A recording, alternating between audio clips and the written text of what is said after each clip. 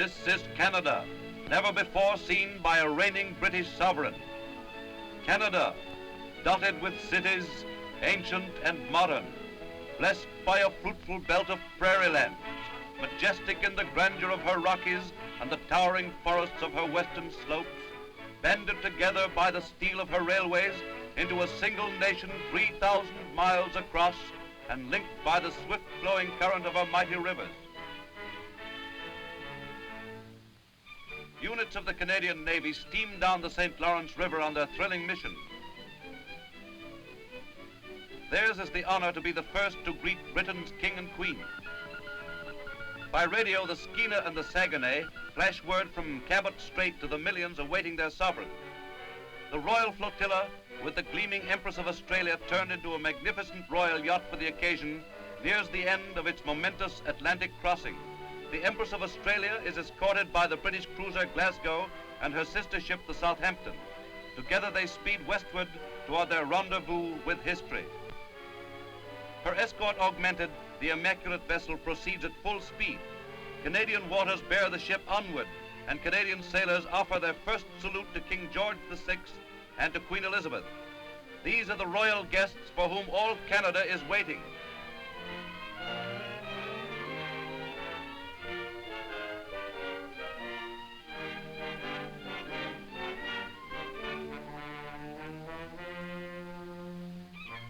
Since dawn, increasing throngs have waited on Quebec's Dufferin Terrace and on the rugged bluffs rising from the water's edge, waiting eagerly for the wonderful events to come. Red, blue, and gold bedecked Gothic palace and soaring 20th century skyscraper. A blaze of color splashing vividly across the green of parks and open spaces. Iron cannon sweep the river from an historic fortress, but no fury of destruction menaces the craft below. For the White Empress, the guns will speak thunderously in glad welcome to Quebec, the ancient capital of French Canada.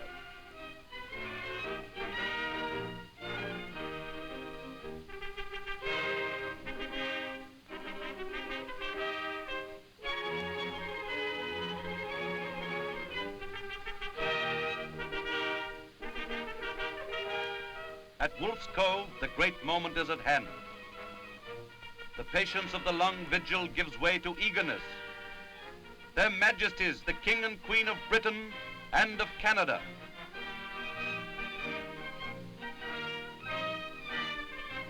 First to board the vessel are the Right Honourable W.L. Mackenzie King, Prime Minister of Canada, and the Minister of Justice, the Right Honourable Ernest Lapointe.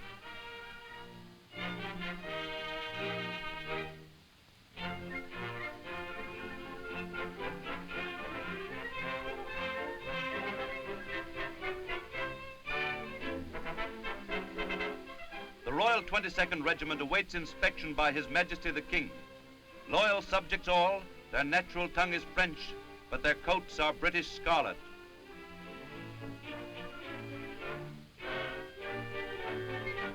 The royal tour begins. Quebec, gathered by the thousand for this welcome, casts off her traditional reserve in a tremendous greeting to her sovereign.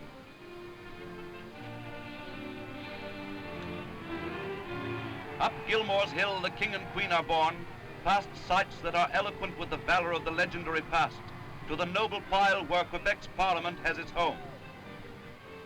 Here, this old French province extends her own characteristic welcome to her British rulers. Entering the Legislative Council chamber, rich in draperies of red and gold, the monarchs advance towards the throne. The assemblage is still in formal deference, but every heart is near to bursting with the effort to hold back tumultuous cheers. Premier Duplessis of Quebec speaks for all. Daigne le ciel, les conserver longtemps à la respectueuse affection de leurs nombreux et loyaux sujets, et bénir les ardents qui nous formons de tout cœur, pour leur bonheur, ainsi que pour celui de leur Altesse royale, les princesses Élisabeth et Margaret Crowe, dont le Charles Christy a depuis longtemps conquis tous les cœurs, et à qui nous adressons respectueusement le baiser du Québec. God save our gracious King and Queen. The text of the Premier's welcome, a lovely work of art, inscribed on parchment and illuminated, is presented to the King.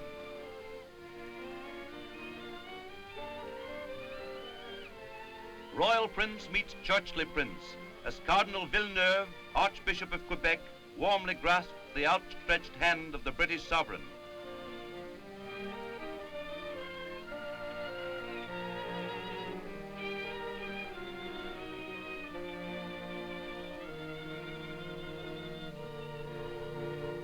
At the Chateau Frontenac during the luncheon in honor of their Majesties, tendered by the Dominion government, the Prime Minister greets their Majesties. May it please your Majesty, on behalf of the Canadian people, I respectfully extend to your Majesty and to Her Majesty the Queen a royal welcome to your Dominion of Canada. We are deeply conscious of the signal honor of being the first of the overseas nations of the Commonwealth to be visited by the reigning sovereign, and of having the high privilege of welcoming in person our King and Queen. The King replies, speaking in French and English. Mr. Prime Minister, I'm deeply moved by your words of welcome to the Queen and myself on behalf of the Canadian people. The Queen and I are looking forward with anticipation too great for expression to seeing all we possibly can of this vast country. And particularly do we welcome the opportunity of greeting the men and women who are its strength and stay, and to see something of the younger generation so soon to become the guardians of its future. Je voudrais aussi, sénateur d'Environ, apporter mon tribut à l'ancienne province de Québec et à cette belle cité,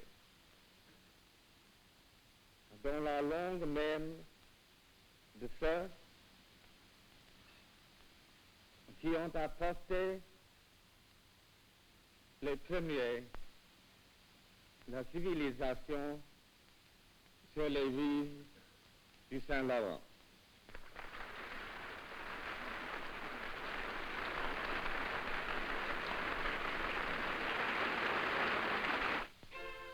Out into the sunshine and the public view once more, the royal party begins another triumphal procession. Quebec's reserve is shattered once and for all. The entire city offers the King and Queen an ovation unprecedented in its fervor.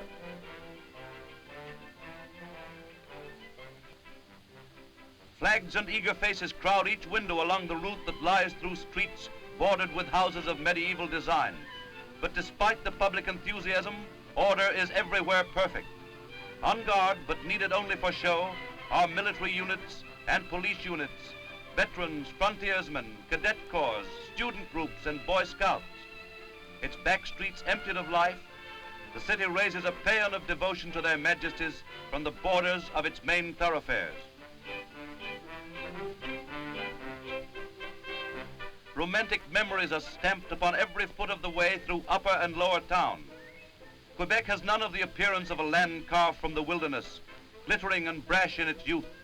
The smooth softness of age lies over the city, and kinship with the past dominates its people.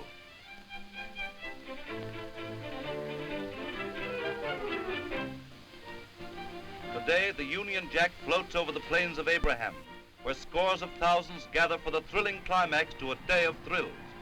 National Battlefields Park, once the scene of strife and bitter conflict, is teeming with humanity, whiling away the hours by singing in French the praises of their native land and of its sovereigns.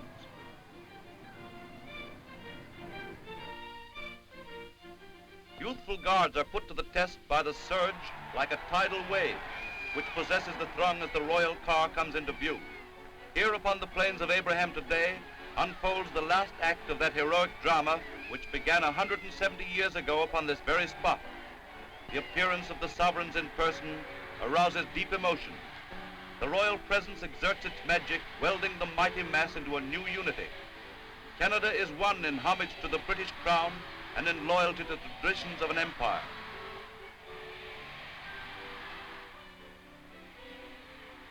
The figure of the king becomes at this moment the symbol of the new Canada, a free nation within a great commonwealth.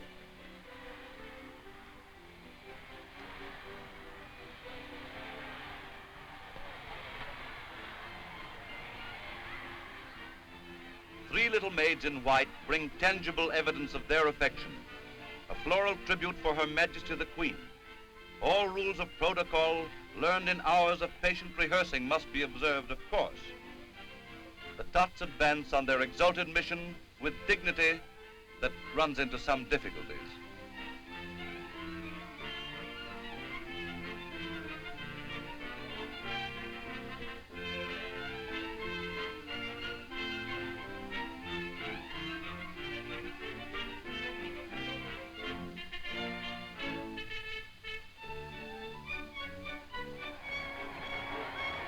Now the Queen leads the way from the platform, and the wonders of this day of days are at an end. Quebec has seen and has been conquered by the democratic graciousness of their King and Queen.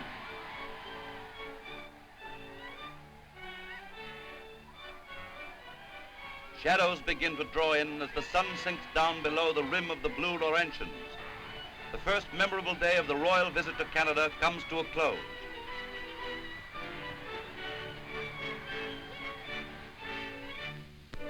A huge locomotive brings the train smoothly into Montreal's Jean Talon station, where thousands burst into prolonged cheers at the first sight of their majesties.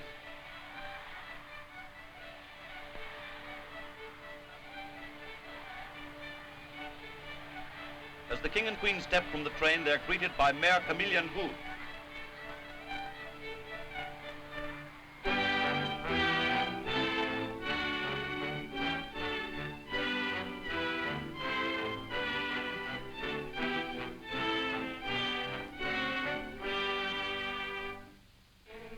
The day's military units are happily chosen, for the Queen is Colonel-in-Chief of the Black Watch and the King is Colonel-in-Chief of the Hussars, who provide a colorful escort on the royal journey through the city.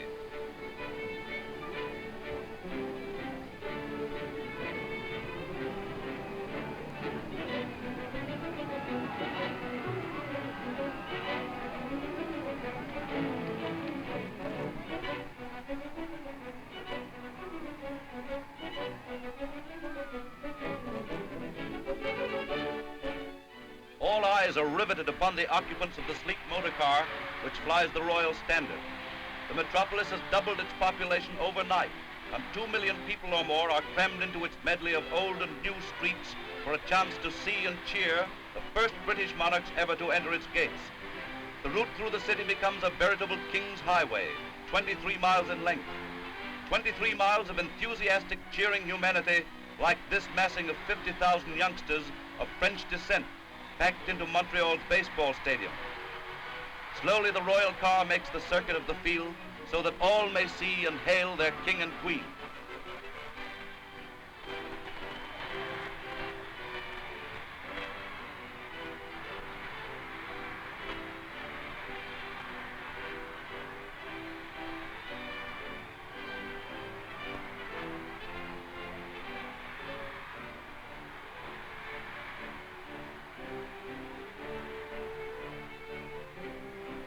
A monster Union Jack waves in the stands, a living flag composed of youthful flesh and blood and a delirium of juvenile excitement.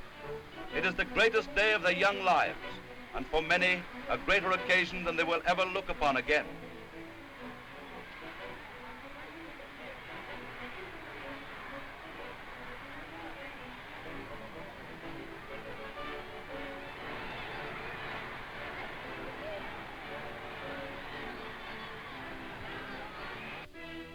The royal route winds through streets that have withstood the onslaught of the centuries, streets that have heard the battle cries of conquest and defeat. Now comes the city's official moment. The royal car at the head of a long procession arrives at the city hall.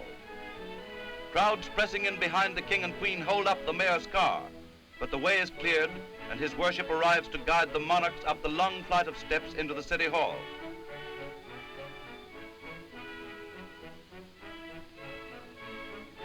Mayor Hood gallantly offers his arm to the Queen, and the royal party ascends into the building. There, amid impressive ceremony, their Majesties will be officially welcomed and will sign their names in Montreal's Golden Book.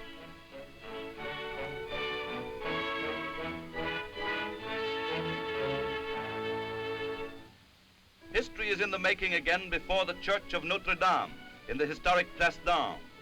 The spires reach up to the sky as twin symbols of peace, and the crowd waits patiently on this triple occasion for celebration. For today is the Feast of the Ascension and the 297th anniversary of the founding of the city. It is also the day that the King rides by to the sound of cheers and the plaudits of the multitude that have gathered at this historic site. The 6th Duke of Connaught's Royal Canadian Hussars, motorized and modern, escort their Majesties past scenes where the city's defenders once gathered when danger threatened and where valor laid claim to tribute in the long ago. Today, the Royal Standard floats from the flagstaff on the summit of Mount Royal, at whose feet lies Canada's metropolis and greatest ocean port, 1,000 miles from the sea. From this brief part of the visit, the public is excluded, but only to allow their Majesties to view the inspiring spectacle of the great modern city spread out beneath them. To mark this historic occasion, a monument is unveiled, a square stone faced with a bronze tablet commemorating the Sovereign's visit to Canada's premier city. At the close of the day, 100,000 persons gather in Dominion Square in the heart of the metropolis to see and cheer their Majesties as they arrive at the Windsor Hotel to attend a banquet in their honor tended by the City of Montreal. Within the building, 1,000 leading citizens are paying homage to the monarchs. But to the great crowd outside, the supreme moment comes when their Majesties step out on the balcony in full view of the vast throng that surges forward with a full-throated welcome that is deafening.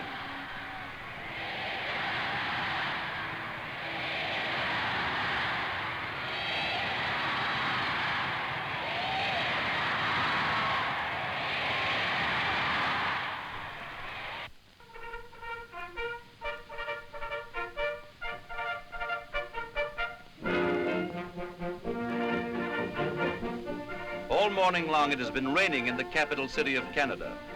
But as the royal train pulls into the station at Island Park Drive, there is a rift in the clouds.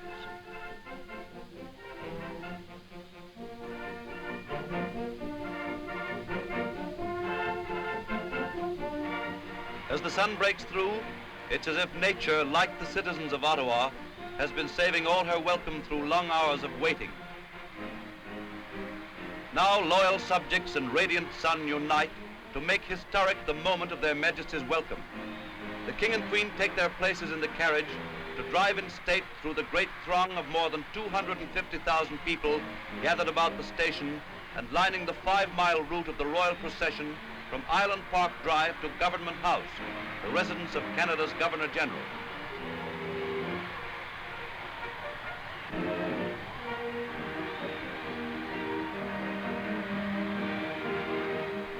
Wave upon wave of cheering greets the royal party as they drive through the center of the city, accompanied by a sovereign's escort of the 4th Princess Louise Dragoon Guards.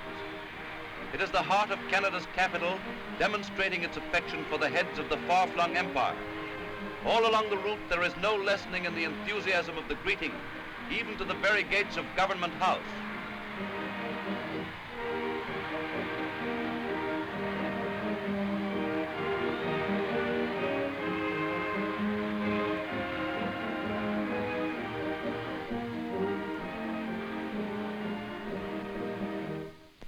Canada's capital is the scene of an event unique in the annals of the British Commonwealth of Nations, when on the very day of their arrival, the King and Queen drive to the Parliament buildings where His Majesty is to give royal assent to legislation enacted by the Dominion Parliament.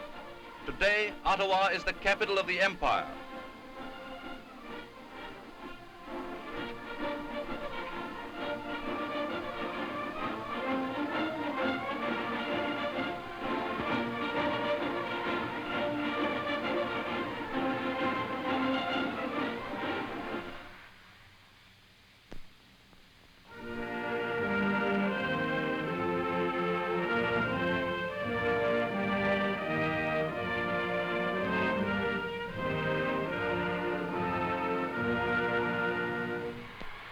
The occasion is an historic one, for not since 1854 has royal assent been given by a British sovereign in person, and never before has this ceremony taken place outside the mother country. In the Senate chamber, the King of Canada, in the presence of the representatives of every part of his dominion, sanctions the measures placed before him.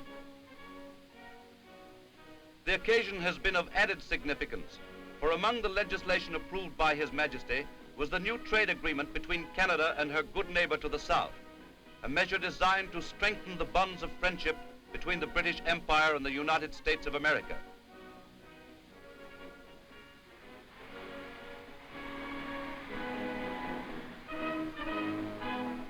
The Prime Minister, as chief advisor to the King on state affairs, takes leave of the monarchs on the steps of the Parliament building. He is joined by Senator the Honorable Raoul d'Anjouan, leader of the government in the Senate.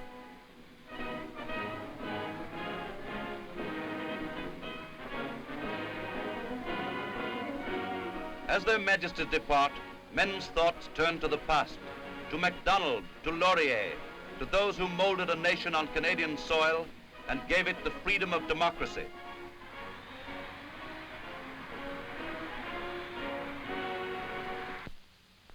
By special proclamation, the King's birthday is being observed on May 20th. In honor of the occasion, the historic ceremony of the trooping of the colour is to take place. Parliament Hill is ablaze with colour, and everything is in readiness as the King arrives, accompanied by the Prime Minister, the Minister of National Defence, and the Chief of the General Staff. The King is wearing the uniform of Colonel-in-Chief of the Guards. The Queen is here too. From a window in the East Block where she has come to view the ceremony, she acknowledges the acclaim of the crowds below. A royal salute from the long line of scarlet-coated troops, and the ceremony begins as the escort for the colour moves off from the right flank, preceded by the band. The regiments taking part in today's ceremony are the Governor-General's Foot Guards of Ottawa and the Canadian Grenadier Guards of Montreal. These two regiments comprise His Majesty's Brigade of Canadian Guards.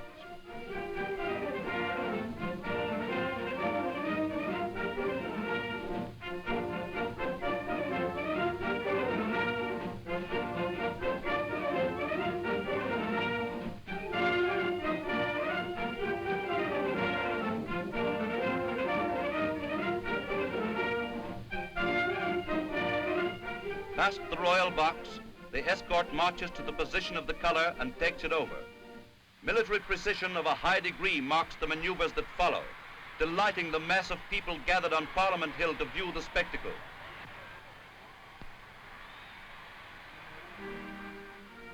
Reverently, the colour is slowly trooped through the lines of guards, standing rigidly at the present.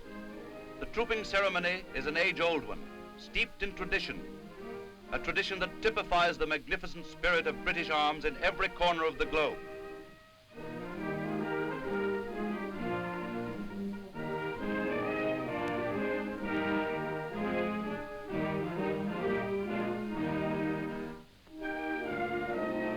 A battery of cameras located at different points records the memorable scene, presenting aspects of this impressive ceremonial denied to most of those present.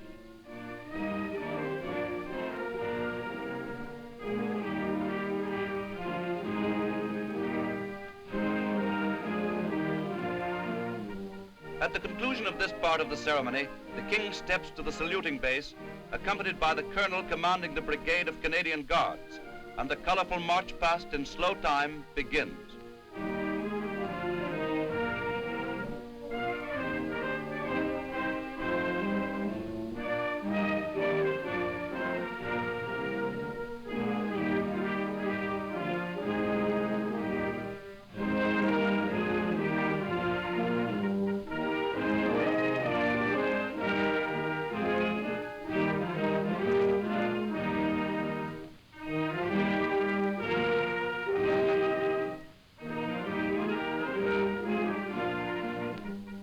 Guards execute this difficult maneuver with a regularity like clockwork.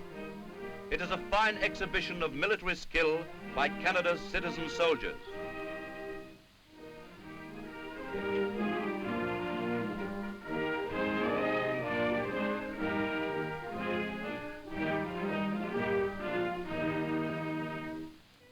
On a rocky bluff overlooking the Ottawa River, dignity and beauty are blended for a ceremony over which the Queen presides. Her Majesty is to lay the cornerstone for the Dominion's great new Supreme Court building before a distinguished group of Canada's men of law. The Prime Minister invites the Queen to lay the cornerstone. He presents Her Majesty with a golden trowel made especially for the occasion.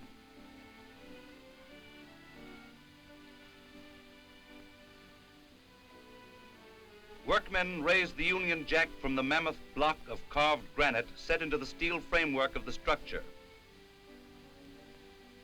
Now Her Majesty moves forward to lay the mortar placed beneath the cornerstone. Mortar to hold the block in place through the years to come and keep its historic message visible to all.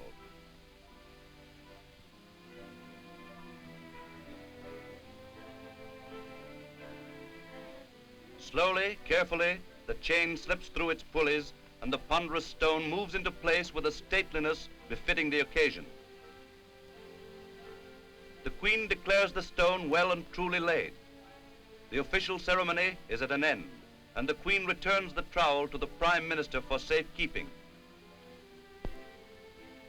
But the highlight of the afternoon lies ahead. Her Majesty is to make a public address, her first since the beginning of the royal visit. Now a hush descends upon the spectators, a hush of expectancy.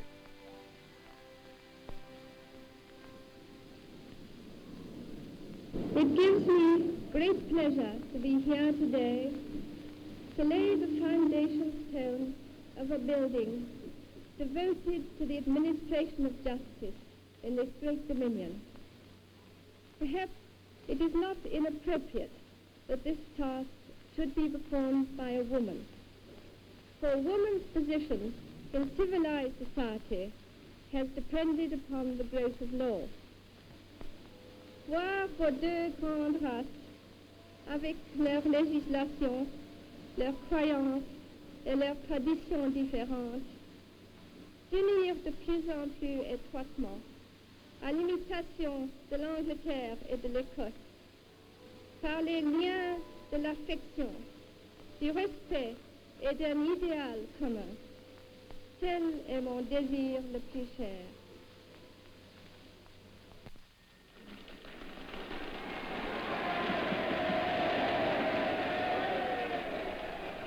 The outburst of applause increases when it is seen that Her Majesty intends to receive the master workmen who have furnished a sturdy background for the occasion.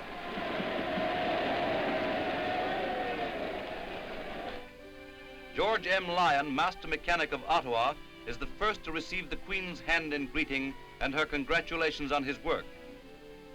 Now the Queen turns to George Reed of Toronto and remarks that 34 years in Canada have not removed traces of his Scottish birth from his speech.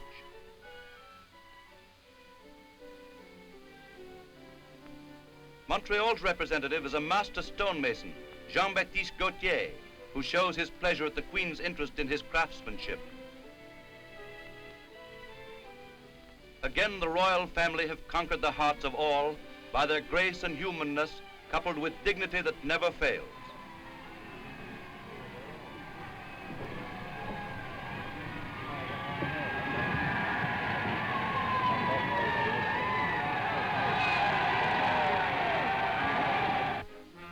The unveiling of Canada's National War Memorial is one of the most moving events during the entire royal tour. Here, monarch and subject, soldier and civilian meet on the common ground of remembrance.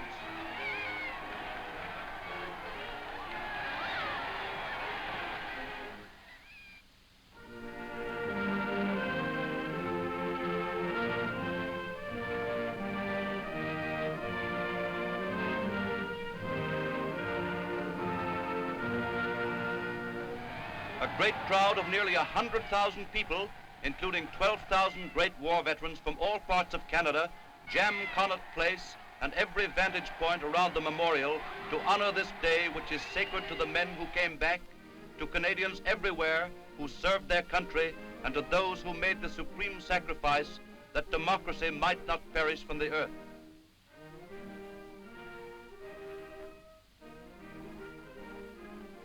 A Accompanied by Major Milton F. Gregg, V.C., their commander, His Majesty inspects a guard of honor composed of great war veterans representing every branch of that army of 600,000 who exchanged peace for inferno in defense of an ideal. The royal party ascends the memorial to the enclosure where the king is to unveil the noble monument that commemorates a nation's sacrifice. Over this reverent ceremony, a presence seems to hover, a presence wrought of valor. The vast crowd is hushed as the king gives the signal for the unveiling to take place.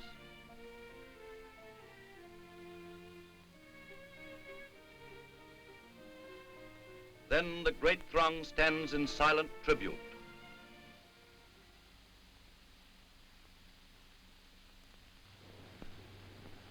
As your king, I unveil today in your capital city the noble memorial to Canada's spirit and sacrifice in the Great War. The memorial speaks to the world of Canada's heart. Its symbolism has been beautifully adapted to this great end. It has been well named the response. It has a message for all generations and for all countries. The message which calls forth Canada's response. Not by chance do the crowning figures of peace and freedom appear side by side. Peace and freedom cannot long be separated. It is well that we have in one of the world capitals a visible reminder of so great a truth. Without freedom, there can be no enduring peace, and without peace, no enduring freedom.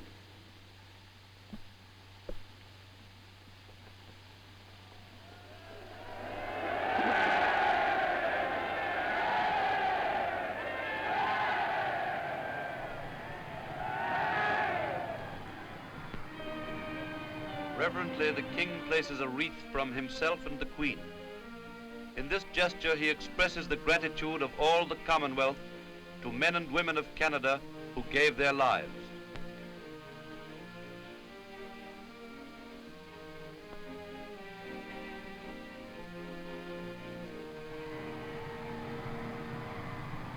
At the conclusion of the dedication service, their Majesties leave the royal enclosure to converse with ex-service men and women, for to them, the events of today have a special significance. Ex-soldiers and sailors throughout the British Empire have always occupied a warm spot in the heart of King George. For during the Great War, he himself served as an officer in the British Navy and fought at Jutland in the battleship Collingwood. Today, gathered about him at Canada's National War Memorial are 12,000 comrades in arms, men and women who saw service on the battlefields of Europe, the Near East and Russia, in the mists of the North Sea, the Atlantic and the Pacific, and in the clouds above France and Flanders. Never before have a king and queen walked unescorted in the midst of such a multitude. Veterans and public alike break through military and police lines. They rush forward to greet their sovereigns personally as fellow citizens. Prearranged plans are entirely disrupted, and the king and queen are soon swallowed up in one of the greatest demonstrations of affection and loyalty the world has ever seen.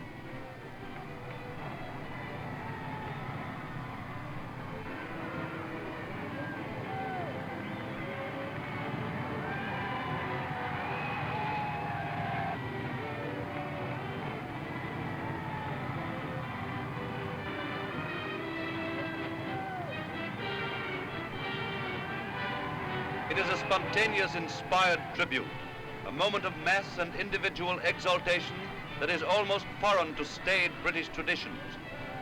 The tremendous throng is suddenly identified with the spirit of the monument that has just been unveiled. And in the words just spoken by the king, the very soul of the nation is here revealed.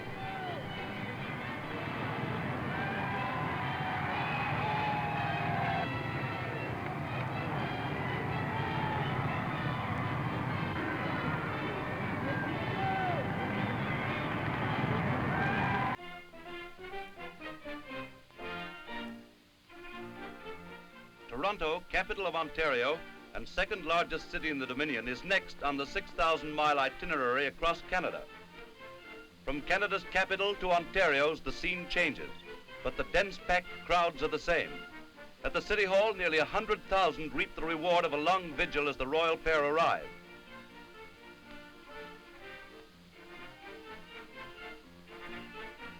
They are greeted by Mayor and Mrs. Ralph Day.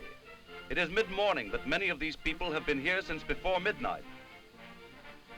A hush falls over the multitude as the king salutes the cenotaph raised to the memory of Toronto's heroes. But the city is bursting with fervent loyalty in the greatest demonstration of its history.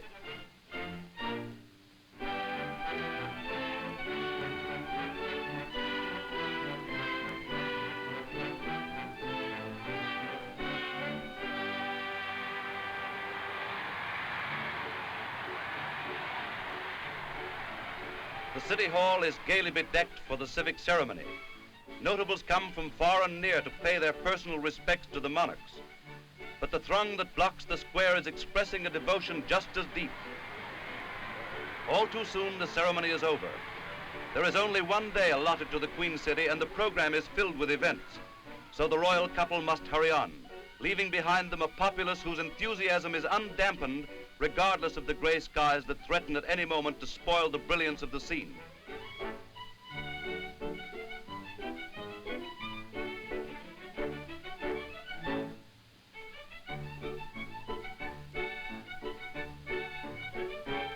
All along the route through the metropolitan area, crowds voice their welcome to the king and his lovely queen. The royal procession leaves the congested streets and turns into the grounds of the provincial parliament buildings, where their majesties are to receive an address of welcome from the people of Ontario.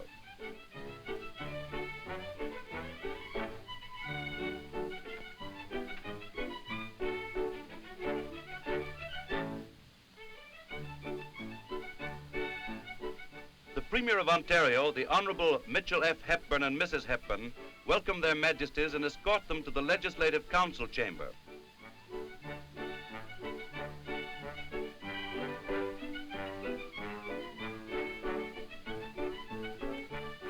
Over the University of Toronto hangs a grey Scottish mist, but the Queen's presence casts radiance everywhere.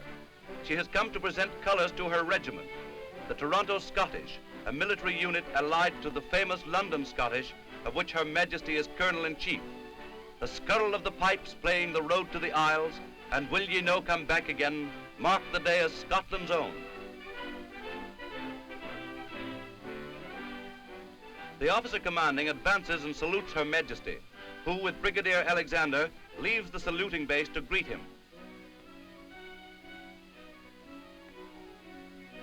The Queen then moves to inspect the regiment, stopping now and then to speak to some veteran in the ranks.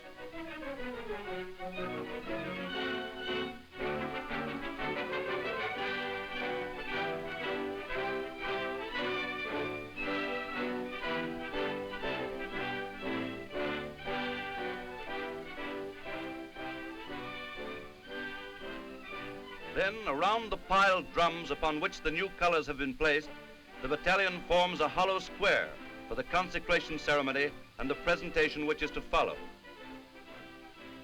Uncasing the king's color, the senior major of the battalion hands it to the Queen, who then advances to the senior lieutenant who has knelt to receive it.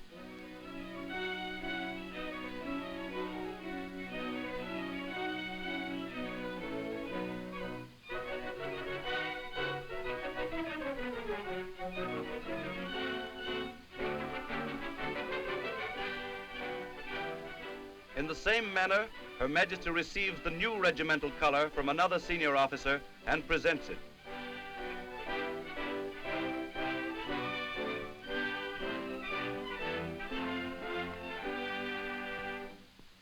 Then, in the traditional manner, farewell is said to the old colors.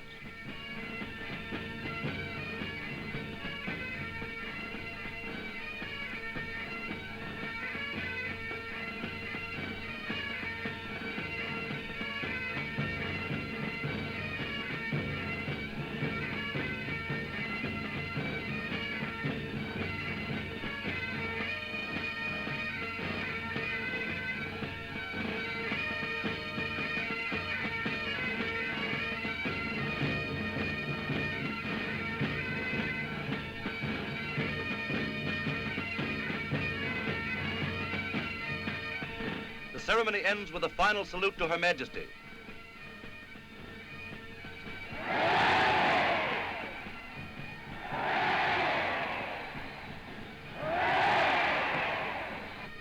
The Queen departs, but her message to the regiment will live forever in its memory. I leave these colors with you, she said, in the knowledge that they will always be safe in your keeping. I know they will be a living symbol of the loyalty and devotion to duty which marked this regiment during its service in the war, and they will remain a symbol of the regiment's continued service to king and country.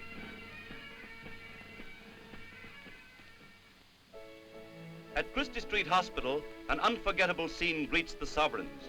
600 veterans disabled in the world conflict look up from wheelchairs or hospital cots and forget the enforced inactivity that has been theirs for long, weary years. Today, these wounded men find new friends in the royal couple and new inspiration in the devotion to service that the King and Queen personify.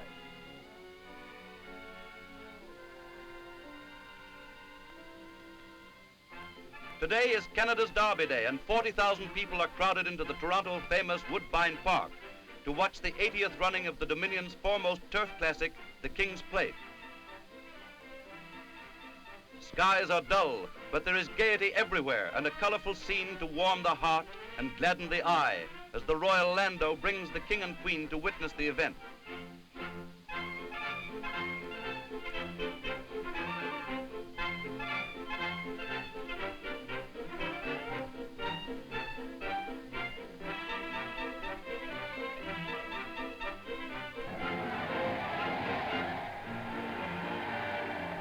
Epsom Downs has come to Woodbine for a day, and for a day the King's Plate becomes the world's most honored race.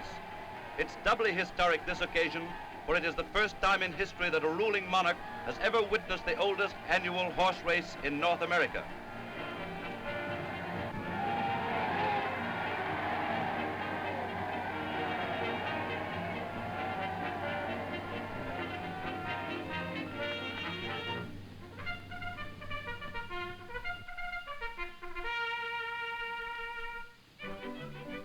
Thirteen horses move toward the barrier, 13 thoroughbreds ready to go.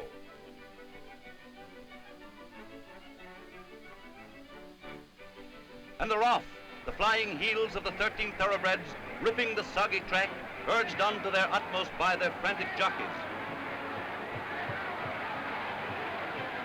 Archworth takes an early lead, and rounding the bend is in the clear and going strong.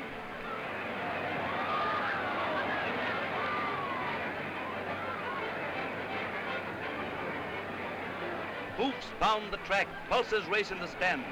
In the backstretch, it's still Archworth, lengths ahead, running a magnificent race. The crowd comes to its feet as the 13 thoroughbreds round the turn into the stretch. It's Archworth's race, but there's still a thrill in the beauty of the gallant horse's driving pace. 10 lengths ahead, he crosses the line to victory.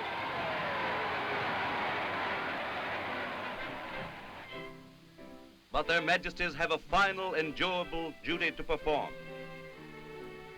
So, escorted by President A.E. Diamond of the Ontario Jockey Club, they mount the judges' stand while the crowd looks on expectantly.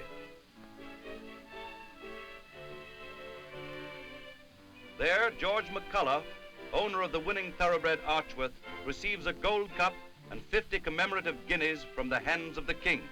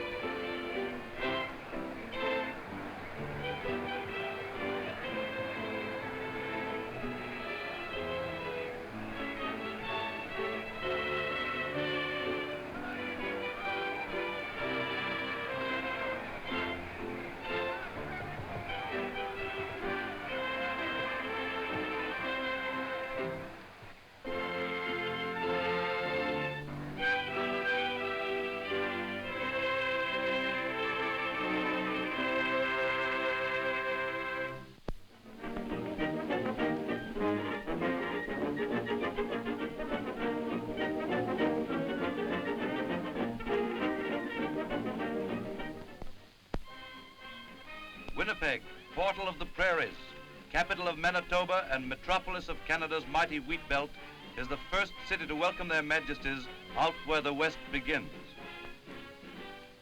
It's May 24th, birthday of Queen Victoria, and as her great-grandson arrives in the city, he is greeted by Lieutenant Governor Tupper of Manitoba and the Honorable John Bracken, Premier of the province.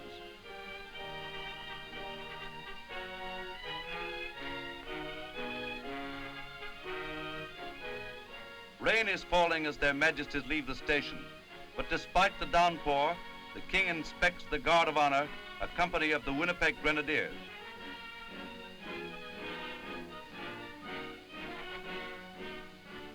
The rain daunts no one, least of all the royal couple, who drive through the city in an open car so that all may see them. Crowds line both sides of Main Street to acclaim their majesties, their ardor undampened by the inclement weather. Reaching the heart of the business section, the royal procession turns into Portage Avenue, one of Canada's widest and busiest thoroughfares. Nearing the provincial legislative buildings, where thousands are eagerly waiting to greet their king and queen, the royal procession swings into Memorial Boulevard and circles the stately edifice.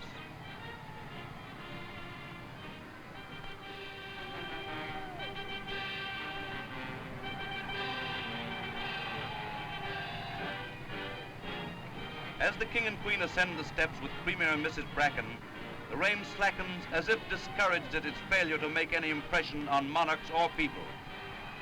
On the steps of the north entrance, a platform has been erected, and as their majesties appear in sight, a mighty cheer goes up from the great throng that crowds all available space around the building.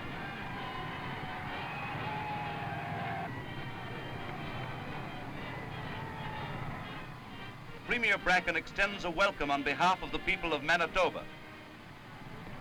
Most gracious sovereign, on this happy occasion, it is the desire of the people of Manitoba that I extend to you and to Her Majesty on their behalf, on this your first visit to our province, the assurance of their deepest loyalty and respect. We trust that your brief stay in our midst will be an enjoyable one, and we hope that it may long be given to you both to serve as sovereigns, king and queen, the sisterhood of British nations, of which we in Manitoba are proud to be a part.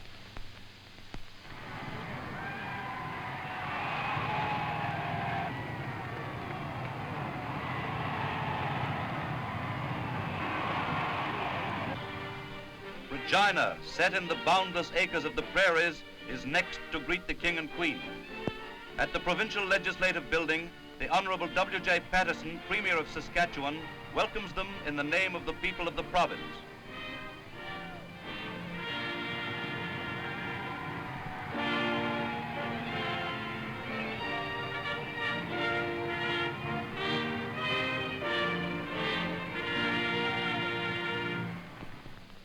Most gracious sovereign, we, the members of the legislature of Saskatchewan, Canada, speaking on behalf of all your majesty's loyal subjects in this province, on this occasion of your first visit, desire to renew the assurance of our loyalty and support. We have not failed to recognize that conditions since your majesty's accession to the throne have demanded constant application of the highest qualities of courage, leadership, and faith in our democratic institutions. We rejoice in the fact that notwithstanding these conditions, there is an ever-increasing appreciation of your majesty's inspiring example of devotion to duty and of unselfish labor in the interests of your peoples everywhere.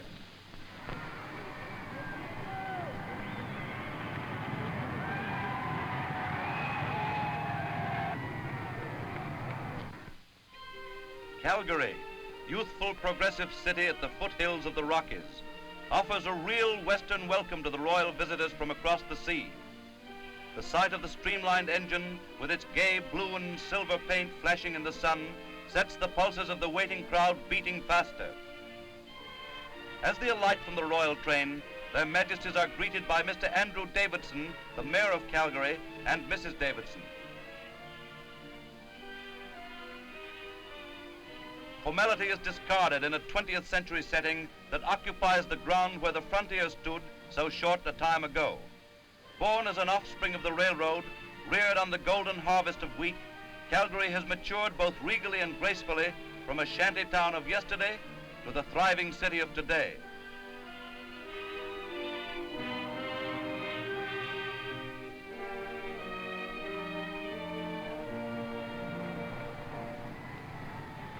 Their Majesties the King and Queen, on their momentous journey across the 2,000 miles of Canadian soil, have received the homage of people of many racial origins. In the human panorama that has passed before them, tongues, creeds, and even colors have changed. But the sentiments of love and loyalty have remained constant.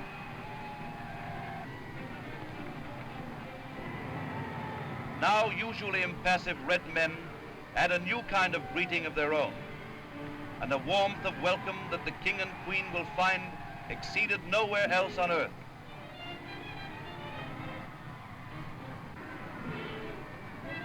Through and around and over the great occasion runs the beat of drums in measured cadences, like the pulsing of human hearts beneath ceremonial robes.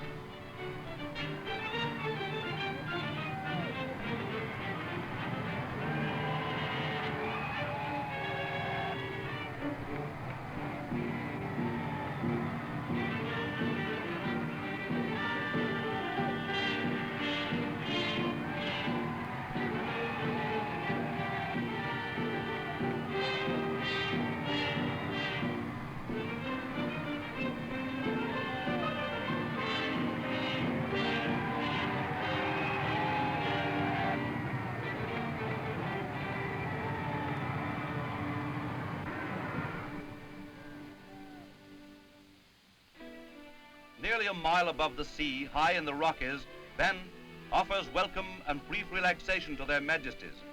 Banff Springs Hotel becomes a royal haven among the bastions of the mountains. Enjoying a brief respite from official duties, the King and Queen, accompanied by Sir Alan Lascelles, stroll on the hotel terrace. At their feet winds the Bow River, deep in its mountain-bordered valley. And down from the glaciers come a cool, refreshing breeze. For a day, matters of state are laid aside, and the Prime Minister joins the monarchs for a chat. One may wonder at their seeming obliviousness to the magnificent scenery, but there's a reason. Photographers, like poor relatives, are always present, and even though it is a private day of rest for their Majesties, with their usual graciousness, they have consented to pose for the royal trained cameramen.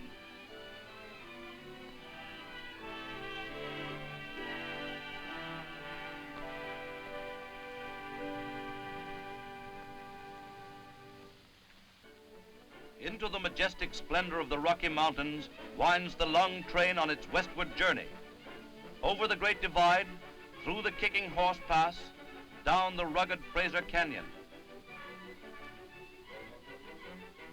Journey's end is Vancouver, Canada's gateway to the Pacific. The continent is spanned.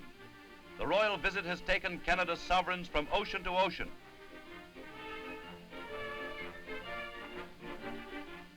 And here on the shores of the Pacific, the Seaforth Highlanders form a guard of honor. The King, in the uniform of an officer of the Royal Air Force, takes the salute. With the Queen, the Mayor of Vancouver watches the ceremony. And outside, the streets are lined with people to whom every day of the royal tour has seemed up to now an age-long waiting.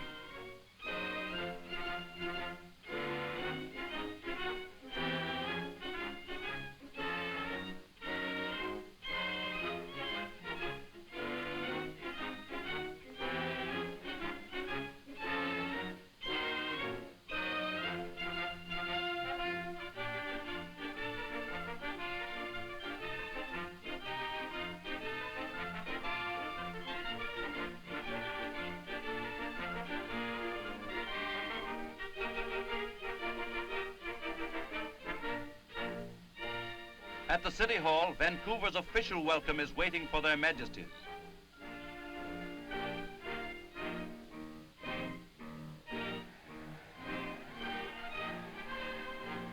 The King and Queen are received by Mayor Lyle Telford. Preceded by the mace presented to Vancouver by the City of London, they enter the building. Surrounded by the huge crowd gathered in front of the City Hall Plaza is a choir of 2,000 voices.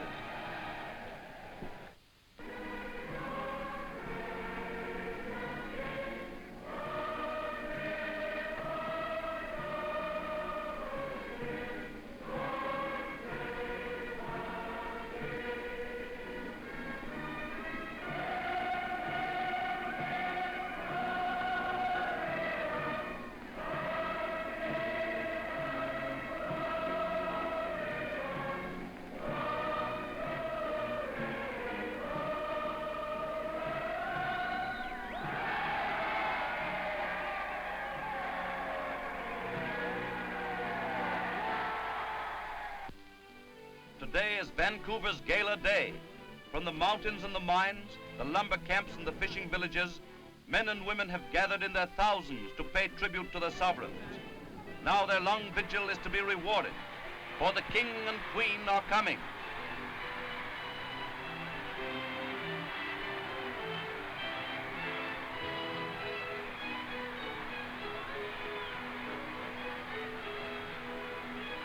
The route ahead leads to West Vancouver.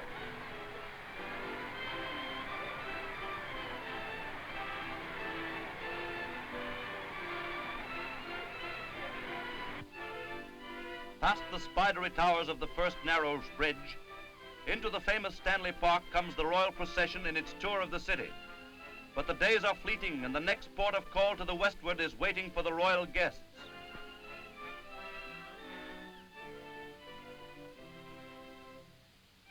Cast off, and the royal ferry steams slowly out of Vancouver Harbor.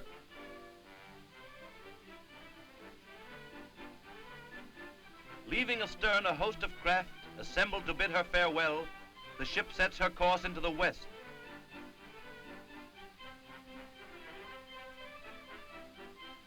Ahead lies the Sunset and Straits of Georgia, an inland water route to the most westerly outpost of empire, Vancouver Island. Victoria, British Columbia's capital, city of flowers and sunshine, bedecked with bunting and gay flags, is ready for the royal visitors. At the Legislative Building, a welcome awaits the King and Queen. A welcome of heroic aspect, for here the famous 5th, the British Columbia Coast Brigade, is drawn up as a guard of honor, and the ceremony begins by the King's inspection of the white-helmeted troops. It is an impressive homecoming to the westernmost outpost of the First Dominion. Victoria, the city named for His Majesty's great-grandmother, the city that held the gateway to the Pacific for the British Empire.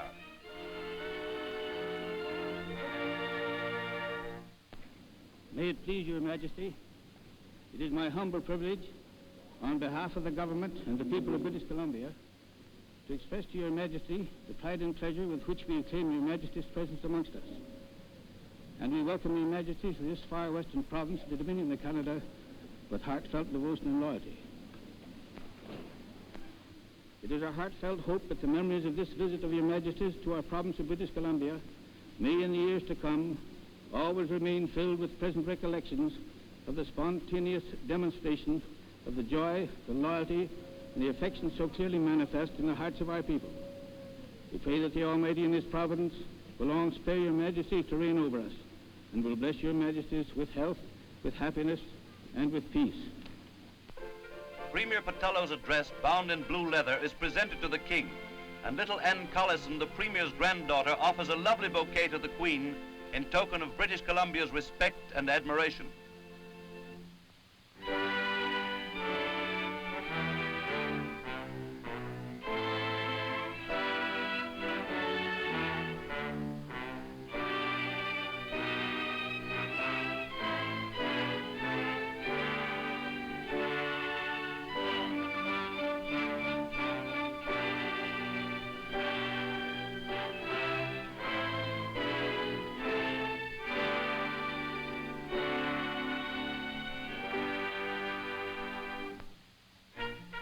Beacon Hill Park is the scene of an impressive ceremony. For the first time outside Great Britain, a ruling sovereign presents his colors personally to a naval command.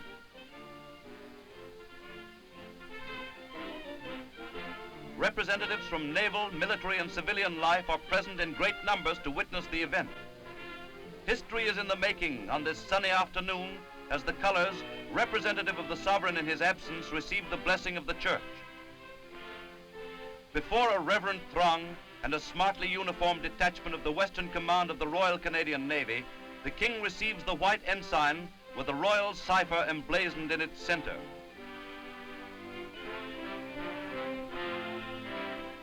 Kneeling, Commander J.C. Hubbard, in command of the color party, receives the color from the King's own hand. It is to be guarded jealously, and when paraded throughout the years that lie ahead, will receive the mark of respect reserved for the sovereign in person.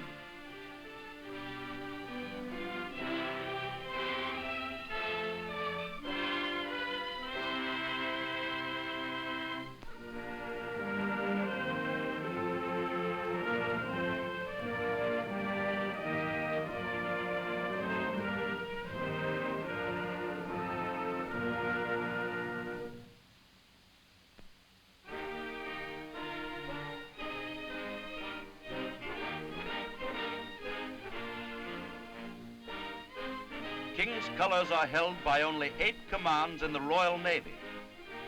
2 in the Royal Canadian Navy at Halifax and Esquimalt, 2 in the Royal Australian Navy, and 1 in the New Zealand Division.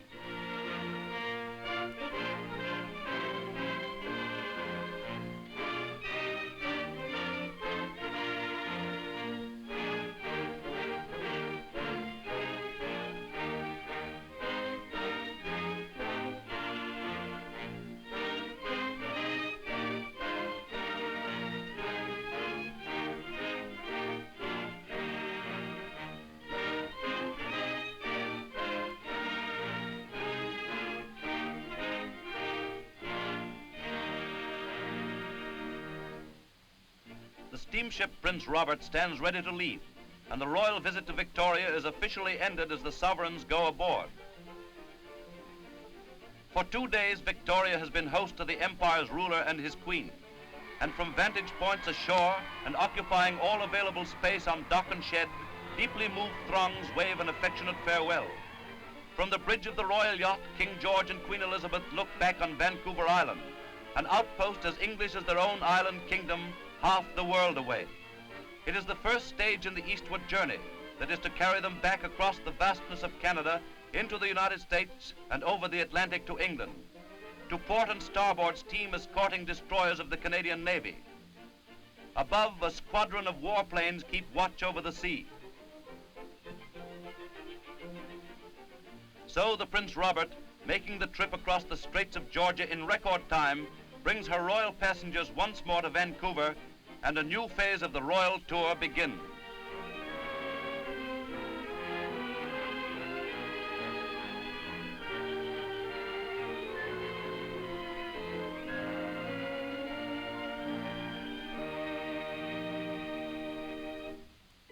Back through the mountains, the royal train speeds eastward. On June 2nd, the royal train enters Edmonton, provincial capital of Alberta, one of the greatest wheat-producing areas in Canada.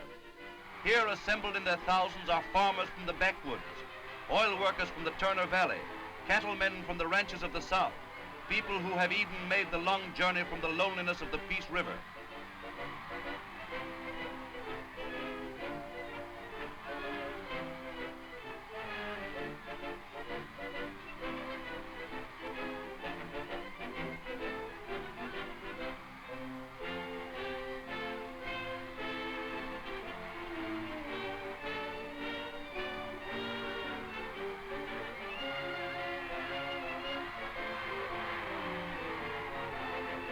The tumult of the royal welcome echoes as Premier William Aberhart accompanies their majesties up the steps and speaks in greeting.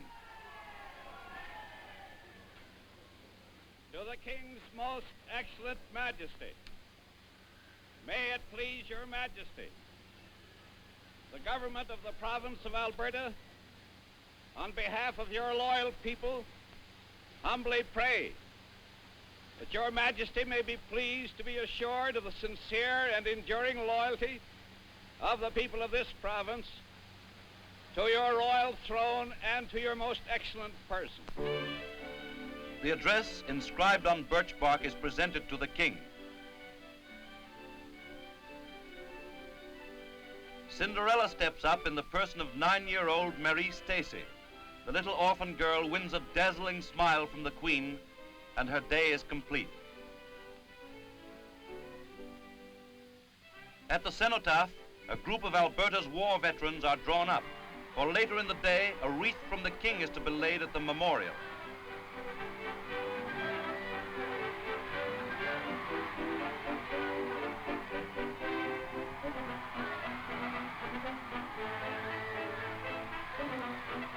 The arrival at University Hospital puts new spirit into disabled soldiers. The lawn becomes a hospital ward, and a burst of cheering greets the visitors. Cheers for a soldier king.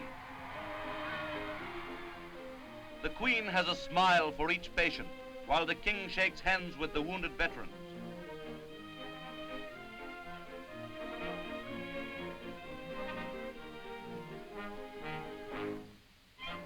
Edmonton will long remember the day that concluded on the Avenue of the Kingsway, where 2 miles of tightly packed humanity greeted the royal visitors.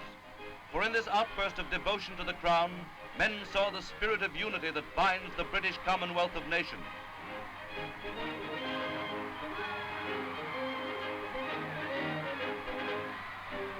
At Bigger, Saskatchewan, cheers rise from bleachers on both sides of the railway tracks. It's hail and farewell as the big train slowly gathers speed on its eastbound journey. But young and old, they've seen the King and Queen. They've had an opportunity to look on the royal guests and a chance to show their loyalty. And the demonstration continues as Bigger slips by.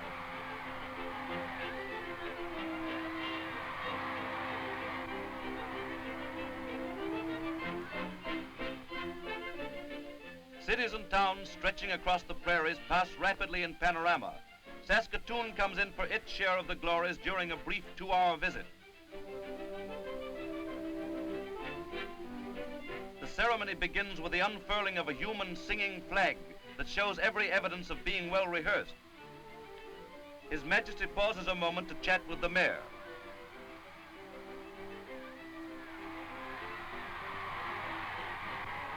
Then comes a graceful curtsy for the King from little Anne McEachran and a bouquet for the Queen.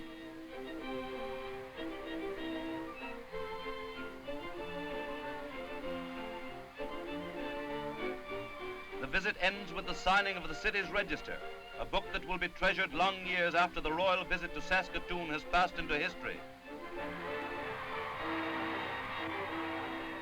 Melville is reached late at night, but the prairie town's 4,000 population rises to 60 as vast throngs move in from neighboring communities. The King is here. Long live the King.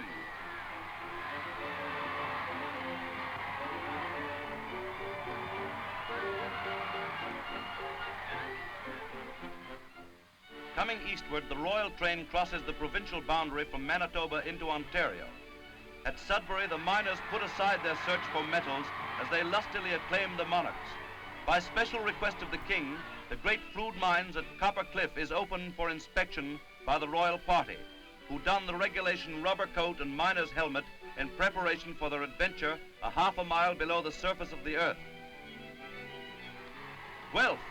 Intense heat and hours of waiting seem only to increase the fervor of the demonstration. The royal city offers a royal welcome as its guests drop formality and the whole immense throng takes them to its heart.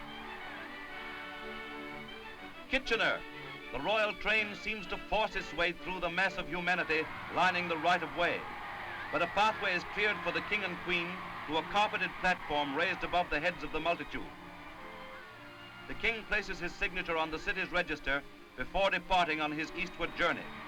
The greeting is brief and time is fleeting, but unforgettable is the last salute as the train continues on its way.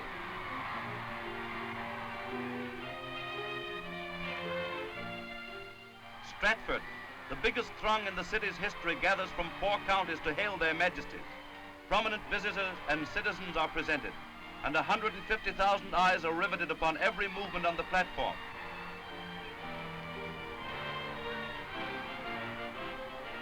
Windsor, night has fallen, but the crowd and the cheering increases as Mayor David Kroll presents a beribboned address, and tremendous cheering follows the royal couple as the train carries them away.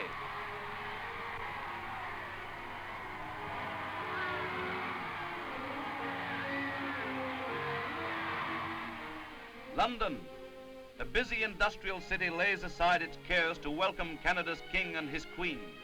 The square outside the station is thronged with cheering citizens. And as the city stands by to watch, the Commander-in-Chief inspects a guard of honor composed of the Royal Canadian Regiment, a Canadian permanent force unit formed in the early 19th century to take over from British garrisons in this country.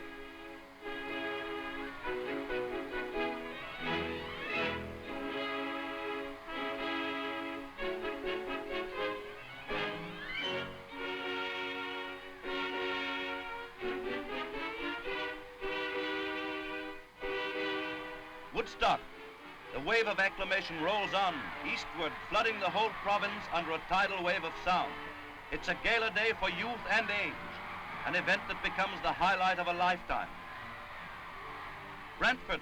The earliest settlers are out in force to render acclaim and devotion to the great White Father. but the picturesque red men are engulfed in the great crowd that surrounds the King's platform. The Queen steps across the rails so that the veterans assembled will not be denied a word with her.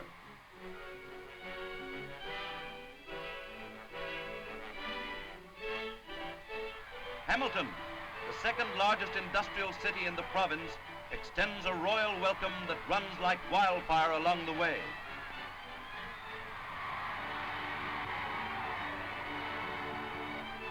Their Majesties halt at the City Hall for a civic reception as Hamilton roars its affection.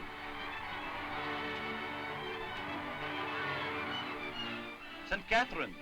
From the orchards of the Garden of Canada come the fruit growers and their families to bid welcome and Godspeed to the visitors.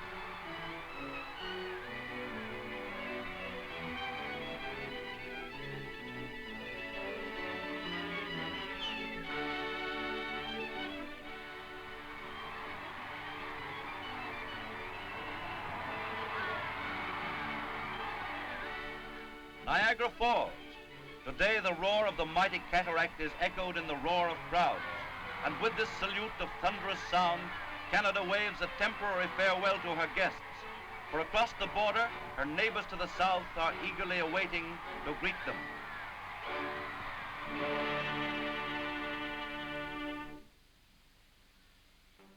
History is in the making as the British monarchs visit Washington, capital of the United States.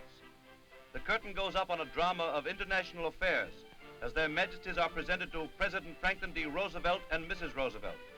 Never before has a United States President and a British King stood side by side on American soil, and the importance of the moment leaves the spectators hushed. Constitution Avenue in Washington, scene of outstanding military parades, takes on an international aspect on this hot June day, for the Union Jack and the Stars and Stripes fly side by side. Dense crowds line the thoroughfare and their cheers are eloquent of the understanding and friendship felt for Britain's King and Queen. The Queen rewards the city with her friendly gesture and winning smile, while the crowd roars a greeting that will echo round the world.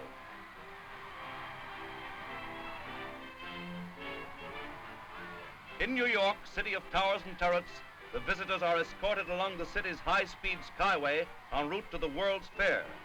There, pageantry goes hand in hand with art and science in the greatest show on earth. But the presence of a British king and his gracious queen proves to be the most popular attraction that draws a cheering crowd to Constitution Hill.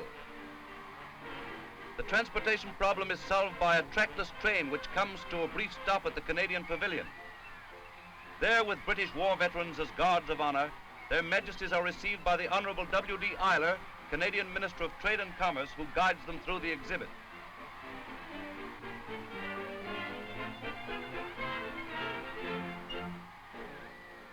The boundary between the United States and Canada is an imaginary frontier without guards or guns, and the King's train crosses the line without even a pause at the border. At Newcastle, New Brunswick, the greeting of the Maritimes begins, and the eastern provinces become the center of the empire. For those who have waited longest, the royal visit has just begun its course. And just now, there are curtsies galore and the same gay, loyal greeting that has marked every stop of this epic tour.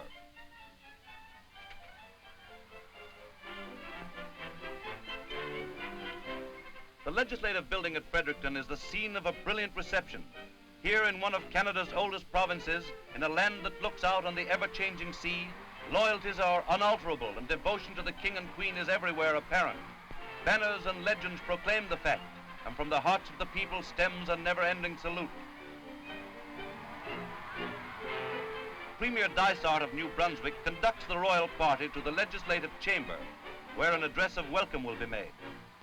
The party leaves the building around which revolves the political life of the province.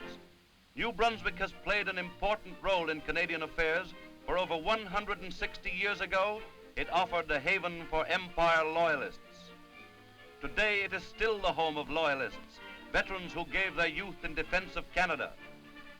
And the Queen looks on admiringly.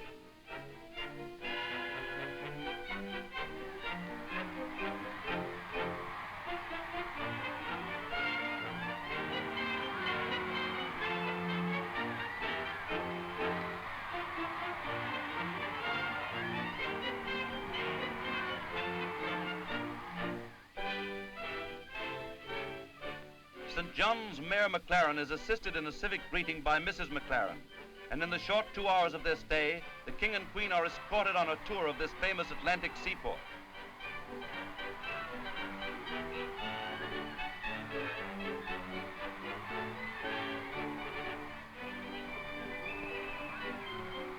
Torrential rain is falling upon Cape Tormentine, New Brunswick, but it wages an unequal battle against human emotions, for the throngs are just as large and their enthusiasm just as spontaneous as if they were gathered under a warm spring sun. His Majesty spurns protection as he transfers to the royal car, but the Queen is shielded from the driving rain.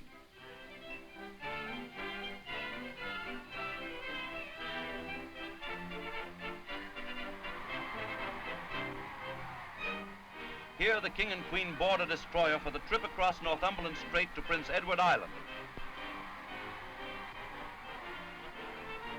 Even at this remote point, a crowd is there to bid them bon voyage. It's only a short trip, but an important one, for across these broad straits lies the island province known as the Garden of the Gulf. Charlottetown is the provincial capital where ancient cannon are remindful of battles of the long ago. But today, the flagship of Canada's Atlantic Fleet is on a peaceful mission, bringing Britain's popular monarchs to Canada's smallest province. And as the King steps ashore, a mighty cheer stills the sound of the surf that breaks on these sturdy shores.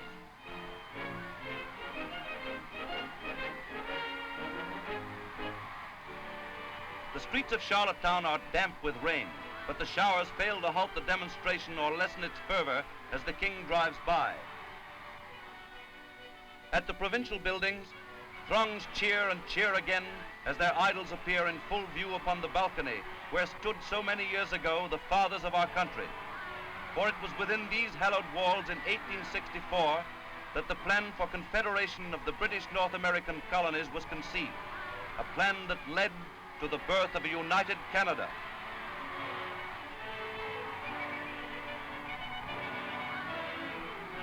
During the afternoon, a garden party was scheduled to take place at Government House, but the weatherman has no respect for human plans. Nevertheless, their Majesties relieve the disappointment as they make a brief appearance on the rain-soaked grounds. The docks of Charlottetown are crowded to the very edge to wish the visitors bon voyage as the sea claims the Sailor King and his smiling consort. At Halifax, the long triumphal way reaches its end. The royal train completes its lengthy journey, 8,000 ever-changing miles across the continent and back. The monarchs leave their mobile home, a modern castle on wheels, for the past eventful month. A guard of honor presents arms, and for the last time the King and Queen take their places in a motor car to be driven over the soil of North America. 10,000 miles of Canadian territory and 11 million cheering Canadians are behind them.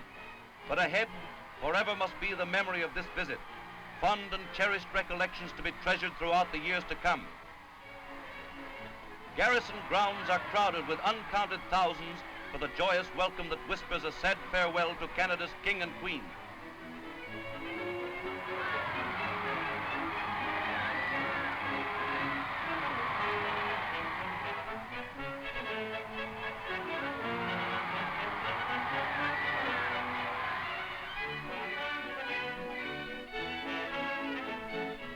An historical pageant tells the story of James I and Sir William Alexander and of the founding of Nova Scotia.